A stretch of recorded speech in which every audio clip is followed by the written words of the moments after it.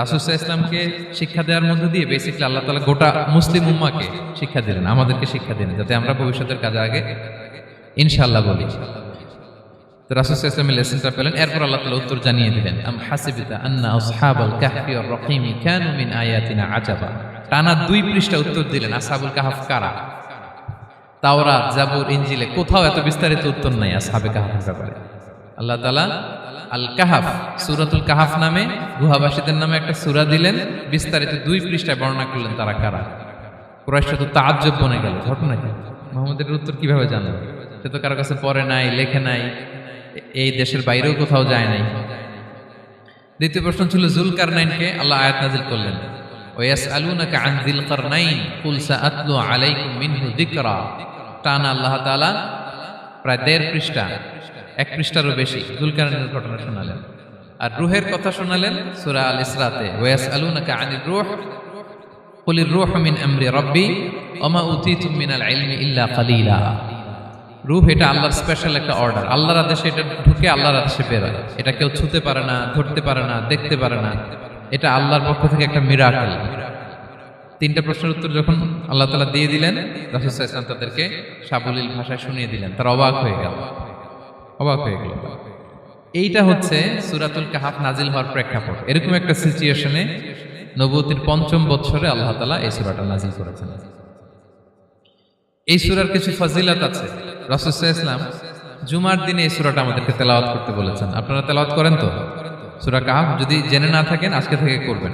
রাসূল সাল্লাল্লাহু আলাইহি ওয়াসাল্লাম বলেছেন যে জুমার দিনে যে এই সূরা কাহাফ তেলাওয়াত করবে, মান ক্বারাআ সূরাতাল কাহফি ফি ইয়াউমিল জুমআতি আদাআ লাহু মিনান নূরি মা বাইনাল জুমআতাইন। 2 জুমার মাঝখানে আল্লাহ তাআলা এই জুমার সময়টাকে তার জন্য আলোকিত করে দেয়। কি করে দেয়? আলোকিত করে দেয়। একটা নূর তার জন্য সেট করে, এই নূর তাকে হেদায়েতের পথে অবশিষ্ট রাখে। এটা হচ্ছে একটা। তাহলে জুমার দিন আমরা সূরা কাহাফ তেলাওয়াত করব, মনে করি এটা সুন্নাহ।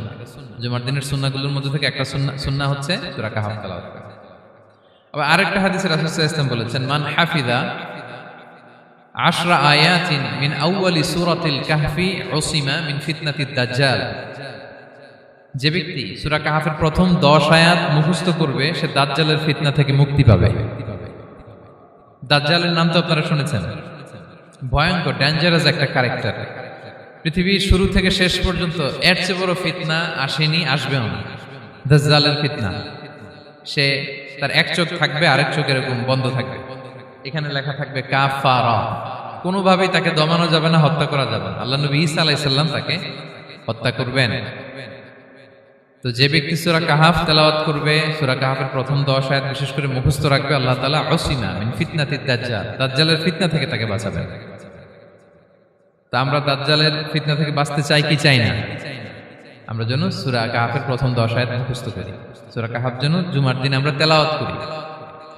So now the question arises, what is the relationship of Suratul Kahf with Dajjal? দাজ্জালের সাথে সূরা কাহাফের রিলেশনটার কারণ কি? একটা মেকানিজম তো এখানে আছে। এত সূরা থাকে, রাসূল সাল্লাল্লাহু আলাইহি ওয়াসাল্লাম কেন বলেন যে সূরা কাহাফ পড়লে দাজ্জালের ফিতনা থেকে বাঁচবে? কারণটা কি?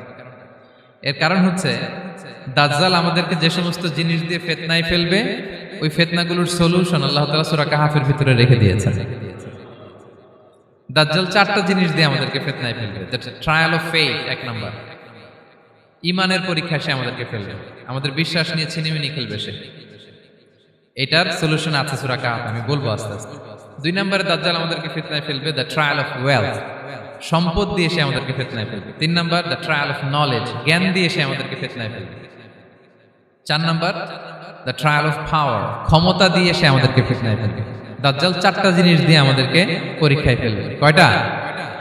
1 হচ্ছে ঈমানি পরীক্ষা, 2 হচ্ছে সম্পদ দিয়ে পরীক্ষা, 3 হচ্ছে জ্ঞান দিয়ে পরীক্ষা, 4 হচ্ছে ক্ষমতা দিয়ে পরীক্ষা। সে ঈমানের পরীক্ষায় আমাদেরকে ফেলবে। সে এসে বলবে আমি তোমার রব, এবং এটা প্রমাণ করার জন্য যা যা দরকার আল্লাহ তাআলা তাকে সব দিবেন। সে সব করতে পারবে। সে বলবে আমি তোমার রব। যদি বিশ্বাস না হয়, তোমার বাবাকে যদি জীবিত করে বিশ্বাস করবে? অনেকে বলবে হ্যাঁ আমার আব্বাকে জীবিত করে দেখান। তো তার বাবাকে ঠিকই সে জীবিত করে ফেলবে। আসলে শয়তান তার বাবার সূরত নিয়ে সামনে দাঁড়াবে। আরে তাই তো, এটাই তো আমার বাবা, এটাই তো আমার দাদা, মানুষ ফিতনায় পড়ে যাবে, ইমানের ফিতনায়। সে ভাববে আসলে এটাই বোধহয় আমার রব, এবং তাকে এত ক্ষমতা দেয়া হবে, তার ডান দিকে থাকবে জান্নাত, বাঁ দিকে জাহান্নাম, তার কাছে আল্লাহ এটা দিবে। যে তার কথা শুনবে তাকে সে জান্নাতে ঢুকাবে, কিন্তু জান্নাতে ঢুকে সে জাহান্নামের শাস্তি ভোগ করবে। এটা তার বাইরের মানুষ বুঝবে না, অ্যাপারেন্টলি এটা জান্নাত। আর যে তাকে মানবে না তাকে সে জাহান্নামে ফেলবে, কিন্তু জাহান্নামে ঢুকলেও সে জান্নাতের নাজ নেয়ামত ভোগ করবে। তাহলে এই যে ইমানের ফিতনায় সে ফেলে দিবে আমাদেরকে। তো ইমান কি করে বাঁচাবো, এটা সলিউশন আমি শোনাবো আপনাদের। 2 নম্বরে, সে আমাদেরকে সম্পদ দিয়ে ফিতনায় ফেলবে। যার যা লাগবে সে তাই দিতে পারবে, যা লাগবে। সে যদি আকাশকে বলে আকাশ বৃষ্টি দাও, যাকে তারা মানবে ওই এলাকায় বৃষ্টি হবে, সুজলা সুফলা শস্য শ্যামলা হবে, সে সমস্ত এলাকা ফল মূলে ভর্তি হবে, বরকত আর বরকত। আর যে এলাকার লোকেরা, জনপদের লোকেরা তাকে মানবে না, সে বলবে ওখানে বৃষ্টি হবে না, হবেও না, ওখানে খরা, দুর্ভিক্ষ, মাটি ফেটে চলছে, মানুষ না খেয়ে মরবে, মহামারী, দুর্ভিক্ষ দেখা দেবে। তখন বিশ্ববাসী মনে করবে এটাই বোধহয় আমাদের রব। তার মানে সম্পদ দিয়ে ফিতনায় ফেলে দিবে। 3 নম্বর হচ্ছে নলেজ। তার জ্ঞানের কাছে গোটা বিশ্ব হার মানবে। পূর্বের পরের যত জ্ঞান আছে সব আল্লাহ তাকে দিবে। ইলমুল আউয়ালিন ওয়াল আখিরিন, এমন কোনো প্রশ্ন নেই যেটা দিয়ে তাকে আটকানো যায়। যাই জিজ্ঞেস করবেন সব জানতা, সব বলে দেয়। ভবিষ্যৎবাণী বলে দিবে, বলবে আগামীকাল ওইখানে অমুক দেশে বোমা বিস্ফোরণ হবে, হবে ওইখানে, ওখানে দুর্ভিক্ষ হবে, হবে, ভূমিকম্প হবে, হবে। সে যা বলবে তাই হবে। তার জ্ঞানের এই বহর দেখে মানুষ ফিতনায় পড়ে যাবে।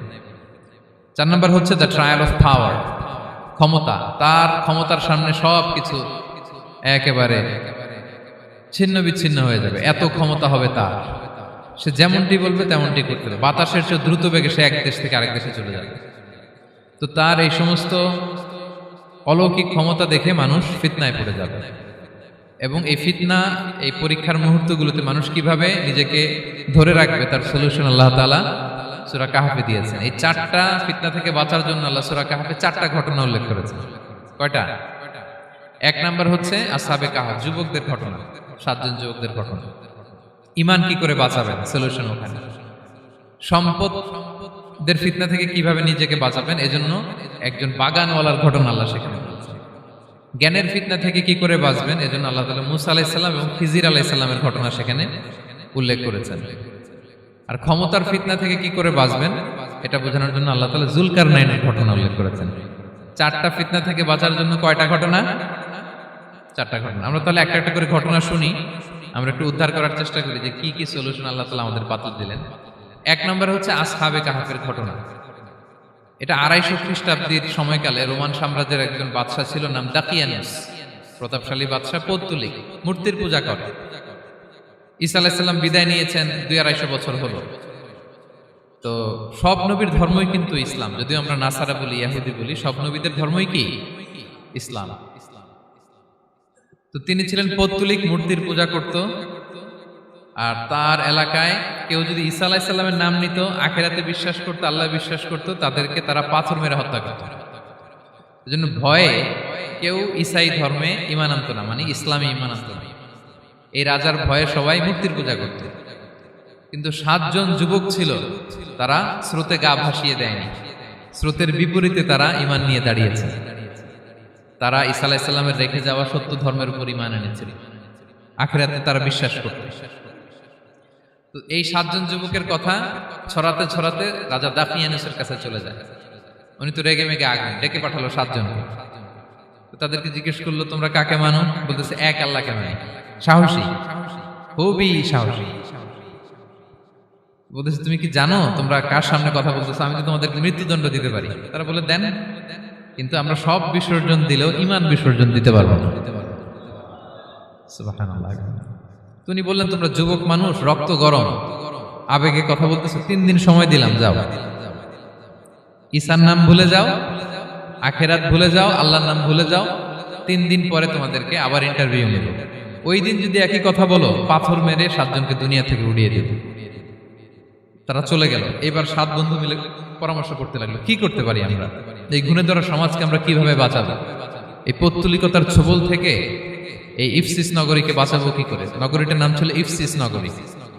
বর্তমানে এটা তুরস্কের ইজমির শহরে অবস্থিত। এখনো জায়গাটা প্রত্নতাত্ত্বিকদের ওই ইয়েতে এটা সংরক্ষিত, এখনো টুরিস্টরা যায়। তো তারা বলল আমরা ঈমান বিসর্জন দিব না, যদি আমরা ওদের কথা মেনে নিই আমরা তো মুশরিক হয়ে গেলাম, চলো আমরা এক কাজ করি, আমরা এলাকা ছেড়ে দিই। এই 7 যুবক আল্লাহর উপর ভরসা করে তারা বাড়ি ঘর আত্মীয় স্বজন সব ছেড়ে দিয়ে লোকালয় ছেড়ে দূরে একটা পাহাড়ের ভেতরে আশ্রয় নিল। পাহাড়ের ভেতরে একটা গুহা ছিল, এই গুহাকেই আরবিতে বলে আল কাহাফ। কি বলে? এই সূরার নাম কি? সূরাতুল কাহাফ। তো তাদের সাথে সাথে একটা কুকুরও যাচ্ছিল, তারা বারবার তাড়িয়ে দেওয়ার চেষ্টা করতেছিল কুকুরটাকে যাতে না যায়, কিন্তু কুকুর শুধু কান্না করে তার সাথে যাওয়ার জন্য ঘেউ ঘেউ করতেছিল। এই কুকুরটাকেও সাথে নিল। ভালো মানুষদের সাথে থাকলে কি হয় দেখেন, এই কুকুরের কথা, যেহেতু 7 জন ইমানদারের সাথে একটা কুকুর ছিল, এই কুকুরের কথা আল্লাহ সূরাতুল কাহাফে উল্লেখ করে দিয়েছে।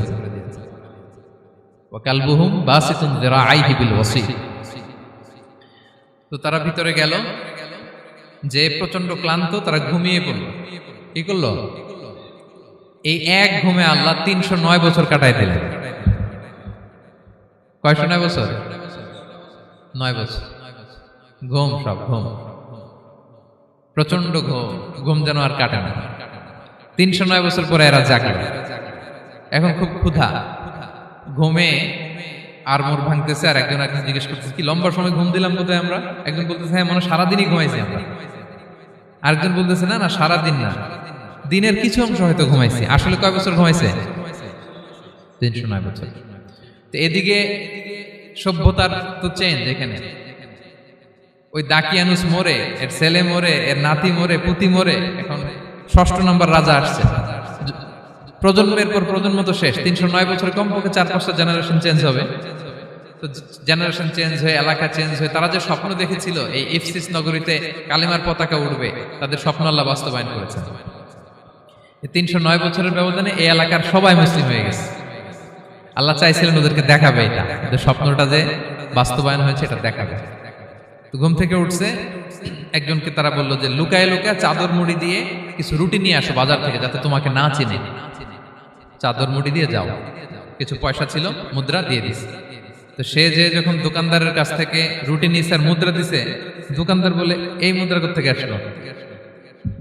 309 বছর আগে মালয়েশিয়াতে রিঙ্গিট ছিল কিনা জানি না, যেভাবে ওরা ট্রানজাকশন করতে পারে, যেটা ছিল ওইটা যদি এখন কেউ দেয়, রাজধানী বিলাসে খাবার পাওয়া যাবে? হ্যাঁ। তো রুটিওয়ালা বলে তুমি বর্তমান সময়ের মুদ্রা দাও, এটা দিচ্ছ কেন? বলতেছে এটা তো বর্তমান সময়ের মুদ্রা। বলতেছে এই যে মুদ্রার মধ্যে দেখো কোন সালের সিল দেওয়া, এটা তো শত শত বছর আগে। বলতেছে কি বলে শত বছর আগে? আমি তো আজকে সকালেই বাজার করলাম, ওই বাজার করে যে টাকাগুলো ছিল ওইটাই তো পকেটে। বলতেছে বলে কি? নিশ্চয়ই তুমি গুপ্তধনের সন্ধান পেয়েছো, হিডেন ট্রেজার। বলো, মানে তার সাথে এদের কথাবার্তা কিছু মিলতেছে না। পরে তাকে ধরে ওই সময়কার রাজার কাছে নিয়ে গেছে। ওই রাজা আবার মুসলিম, সবাই মুসলিম তো হয়। সে যা বলে এরাও কেউ বিশ্বাস করে না, এরাও যা বলে এও বিশ্বাস করে না। আর এলাকায় এর বাড়িঘর আসবে কোত্থেকে? এর নাতি পুতি যা আছে 5-6 পুরুষ তো মরে সবাই কবরে। তখন তার কথা শুনে সবাই অবাক। তো এটা মিলানোর জন্য তারা 309 বছর আগের দাকিয়ানুস বাদশার সরকারি যে নথিপত্র, ওই পুরাতন ছিঁড়া নথিপত্র তারা বের করলো। বের করে দেখে ঠিকই দাকিয়ানুস নামে এক বাদশা ছিল, আর অনেক শত শত বছর আগে মোস্ট ওয়ান্টেড 7 জন যুবক ছিল, যাদের ব্যাপারে এক্সিকিউশনের অর্ডার ছিল। এখন দেখে তারা অবাক। লম্বা ঘটনা আমি খুব শর্ট করে বলতেছি। পরে সবাই মিলে তাকে সহ ওই গুহায় গেল। গুহায় যাওয়ার পরে সে বাকিদেরকে ডাকতে গুহার ভিতরে ঢুকলো। আল্লাহ তাআলা 7 জনকে ওইখানে মৃত্যু দিয়ে দিলেন। চিরকালের জন্য এই 7 জন ঘুমায় পড়ল। আর এলাকাবাসী রাজা সহ এখানে তারা একটা মসজিদ নির্মাণ করলো। This is the story of আসহাবে কাহাফ। তো এলাকাবাসী যদিও মুসলিম হয়েছিল, কিন্তু আখিরাতের ব্যাপারে তাদের একটা সন্দেহ ছিল যে আসলে মানুষ মরার পরে কি আবার জীবিত হবে? মৃত্যুবরণ করার পরে আবার মানুষ জীবিত হবে? তাদের মনের মধ্যে একটা সন্দেহ ছিল যে আসলে মারা গেলে মানুষ আবার উঠতে পারে। তাদের এই সন্দেহ দূর করার জন্য আল্লাহ তাআলা এই 7 জনকে 309 বছর ঘুম পাড়িয়ে আবার জীবিত করলেন। সুবহানাল্লাহ বিহামদিহি। তাহলে ঈমান কিভাবে বাঁচাতে হয়, এটার প্রেরণা আমরা এই 7 যুবকের কাছ থেকে পাই। এখানে যেটা আমরা শিখি প্রিয় ভাইরা, 1 নম্বর লেসন হচ্ছে আমাদের গুড কোম্পানি লাগবে, রাইটাস পিপল, মানে আমাদের সার্কেলটা ভালো হইতে হবে। তাদের 7 জনের সার্কেলটা খুব ভালো ছিল, ফলে তারা বিপথে যায় না এবং তারা এমন শক্ত সিদ্ধান্ত নিয়েছে যে আল্লাহ তাআলা সেটাতে বরকত দিয়েছেন, গোটা সমাজকে আল্লাহ তাআলা চেঞ্জ করে দিয়েছেন। এটা হচ্ছে 1 নম্বর লেসন। আপনি ঈমান বাঁচাতে হলে আপনার সার্কেল ভালো লাগবে। খুঁজবেন যে এলাকায় যাবেন ওখানে নামাজি সার্কেল কারা আছে, ওখানে জ্ঞানী গুণী সার্কেল কারা আছে, ওখানে ভালো কাজ করতে চায়, একে অপরকে সহযোগিতা করে, কল্যাণের পথের যাত্রী কারা আছে খুঁজতে হবে আপনাকে। খুঁজে ওই সার্কেলে আপনি যুক্ত হবে, তাইলে ঈমান বাঁচানো যাবে। ক্লিয়ার? 2 নাম্বার হচ্ছে the conflict between believers and disbelievers it's universal. সত্য মিথ্যার লড়াই এটা চিরন্তন, আজীবন থাকবে। এটা ওনাদেরও ছিল, এখনো আমাদের লড়াই করে যেতে হচ্ছে, আমাদের ভবিষ্যৎ প্রজন্মও করবে। এই লড়াইটা আমরা করে যেতে চাই। কি বলেন? হ্যাঁ, থামা যাবে না? আমরা থামতে আসিনি, আমরা এই লড়াইটা করে যাব, আমরা সত্যের কথা বলেই যাব ইনশাআল্লাহ। বলেন। 3 নাম্বার হচ্ছে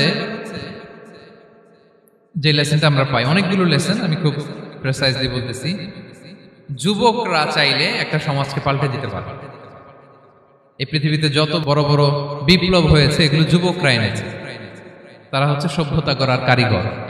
আসহাবে কাহাফ আমাদের এই সময়ের নওজওয়ানদের জন্য প্রেরণা, তারা আমাদের জন্য প্রেরণার বাতিঘর। তারা যেমনি ঈমানকে রক্ষা করেছে, আমাদের যুবকরা চাইলেও তাদের ঈমানি চেতনাতে স্পিরিট দিয়ে সমাজটাকে পাল্টে দিতে পারে। কি বলেন? এখানে বেশিরভাগই তো যুবক। হ্যাঁ, গুড সার্কেলে থাকবেন তো আপনারা? সত্যের পক্ষে সবাই থাকবেন তো? আল্লাহ তাআলা কবুল করুন।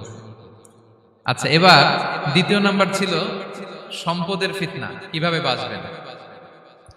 আসহাবে কাহাফের পরে সূরা কাহাফে আল্লাহ তাআলা একজন বাগানওয়ালার ঘটনা বলেছে। 2 জন বন্ধু, একজন একটু গরিব, সে বিশ্বাসী, আরেকজন ধনী, সে অবিশ্বাসী। তাকে আল্লাহ তাআলা বিশাল বড় খেজুরের বাগান আর আঙ্গুরের বাগান দিয়েছেন, বিশাল অনেক বড় বিজনেস ম্যাগনেট। তো এই সম্পদের অহংকার সে করত। সে প্রায় তার গরিব বন্ধুকে বলতো যে তোর চেয়ে আমার সম্পদও বেশি, সন্তানও বেশি, জনবল বেশি, লোকবল বেশি, অর্থবল বেশি, সব বেশি। অহংকারে তার পা মাটিতে পড়ত না। আর সে আখিরাতে অবিশ্বাস করত এবং সে বলতো যে এই সম্পদ আমারে বাঁচাবে, চিরকাল আমাকে স্মরণীয় করে রাখবে, এই সম্পদ কোনোদিন যাবে না। অনেক বড় বড় ধনীরা আছে, তারা এরকম মনে করে যে আমি এত বড় সিআইপি, হ্যাঁ, আমি এত বড় বিজনেস ম্যাগনেট, এই দিন বোধহয় আর চেঞ্জ হতে পারে না, আমার আজীবনই বোধহয় এত পাওয়ার থাকবে, এত সম্পদ থাকবে। এটা ভুল ধারণা। এটা কি ভুল ধারণা? এই যে তুরস্কে দুর্ভিক্ষ হইল না, আপনারা দেখছেন না যে অনেক সম্পদের মালিক বাড়ি ঘর ভেঙে রাস্তার ফকির। এখন ওই যে রিফিউজিদের জন্য যে খাবার আসছে ওখানে লাইনে দাঁড়াইছে, কারণ এখন লাইনে না দাঁড়ালে খাবারও তো মিলবে না। 1000 কোটি টাকার মালিক ছিল, ভেঙে চুরে সব শেষ। এখন রিলিফের নেওয়ার জন্য দুস্থদের কাতারে ওখানে দাঁড়াইছে, কারণ দাঁড়াইলেই কিছু খাবার পাওয়া যাবে, খিচুড়ি পাওয়া যাবে, তা না হলে তো খাবারটাও মিলবে না। এই যে বঙ্গবাজারে আগুন লাগলো আমাদের বাংলাদেশে, 20টা-25টা দোকান ছিল অনেকের যাদের অন্যান্য বিজনেস আছে তারা হয়তো সার্ভাইভ করতে পারতেছে, কিন্তু এমন অনেক ব্যবসায়ী ছিল সব শেষ, জ্বলে পুড়ে, তার টাকা পয়সা পুঁজি স্বপ্ন সব শেষ। তো ধনীকে গরিব বানাতে আল্লাহর 1 সেকেন্ডও লাগে না। ওই বিশাল প্রাসাদ থেকে টেনে ভাঙ্গা থালা হাতে দিয়ে রাস্তায় নামাইতে আল্লাহর কয় সেকেন্ড লাগে বলেন তো? 1 সেকেন্ডও লাগে না। সো এই লেসনটা কিন্তু আমাদের নিতে হবে। এবং ওই ব্যক্তির নসিবে তাই ঘটেছিল। সে যখন অহংকার করতেছিল, আল্লাহ তাআলা আকাশ থেকে হুসবান একটা আগুন পাঠালো। ওই আগুন এসে তার আঙ্গুরের বাগান, তার খেজুরের বাগান, বিশাল মাইলকে মাইল এই বাগান জ্বালিয়ে পুরো মুহূর্তের মধ্যে সারখার করে, এবং মুহূর্তের মধ্যে সে পথের ভিখারি, ফকির। এই ঘটনাটা এনে আল্লাহ তাআলা সম্পদশালীদেরকে রিমাইন্ডার দিলেন যে এই সম্পদের ফিতনায় তোমরা পড়ে যেও না। আমরা সম্পদশালী হলে বাস্তবতা অনেক সময় ভুলে যাই।